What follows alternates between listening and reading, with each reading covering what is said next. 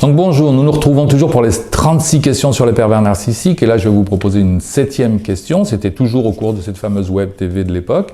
On m'avait demandé, pensez-vous que notre société fabrique des pervers narcissiques? À l'époque, j'avais répondu, nous vivons dans une société d'image, alors qu'il y a 30 ans, nous vivions dans une société patriarcale. Qui commandait? C'était le pater familias, le patron, le père à l'église, le curé. Aujourd'hui, ces images se sont effondrées. Très bien. Pour beaucoup, ce qui compte, et on nous l'a dit à la télé, si à 50 ans vous n'avez pas une jolie montre, vous avez raté votre vie. Nous sommes complètement dans le narcissisme. Aujourd'hui, beaucoup ne souhaitent plus être chef de service, mais plutôt passer à la télé. Nous pouvons parler de société schizophrénogène.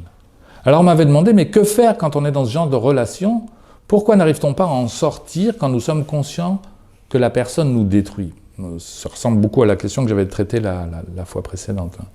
Et à l'époque, j'avais répondu, normalement, lorsque l'on est pleinement conscient, on devrait pouvoir en sortir. Et si c'est difficile, c'est qu'il y a quelque chose en nous qui doit encore être découvert. Et il est important de comprendre qu'à la fin, le travail à faire est un travail sur soi. C'est intéressant, nous avions eu la question précédemment, peut-on le changer ou le guérir? En fait, le sujet ici, ce n'est pas le pervers narcissique. Le sujet ici, c'est vous. Alors comment faire pour s'en sortir? C'est très difficile. Il y a quelque chose à abandonner. Et peut-être est-ce que c'est une bonne nouvelle? Il y a des gens qui ne s'en sortent pas, mais il y a beaucoup de personnes qui s'en sortent. Et la plupart du temps, des années après, elles disent « j'en suis ressorti grandi ». Parce que dans la vie, on a parfois des choses à abandonner et le renoncement fait partie de notre évolution. Donc, la question que je voudrais vous renvoyer, c'est pourquoi est-ce que vous n'arrivez pas à vous en sortir? Qu'est-ce qui vous retient? C'est peut-être le besoin de comprendre, on l'a déjà vu, hein. C'est peut-être un besoin de toute puissance en voulant, par exemple, soigner l'autre. Ça, il va falloir l'abandonner. Accepter de partir en n'ayant pas réussi. On ne pouvait pas y arriver de toute façon. Mais de toute façon, vous n'y arriverez pas.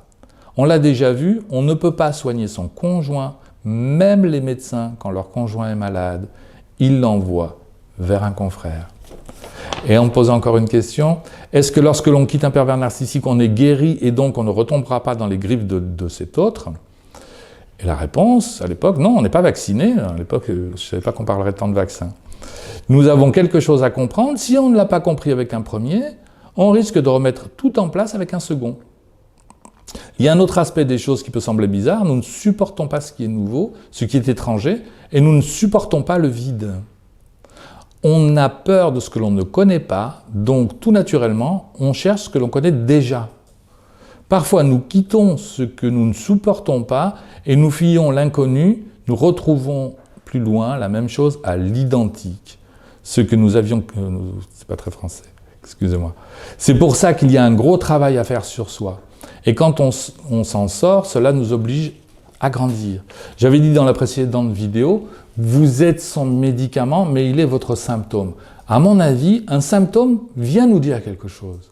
Si nous l'entendons, il ne sert plus à rien. Mais si nous ne l'entendons pas, il se représentera encore et toujours avec plus de force.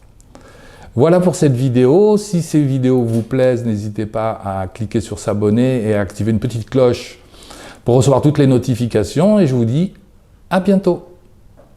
Au revoir.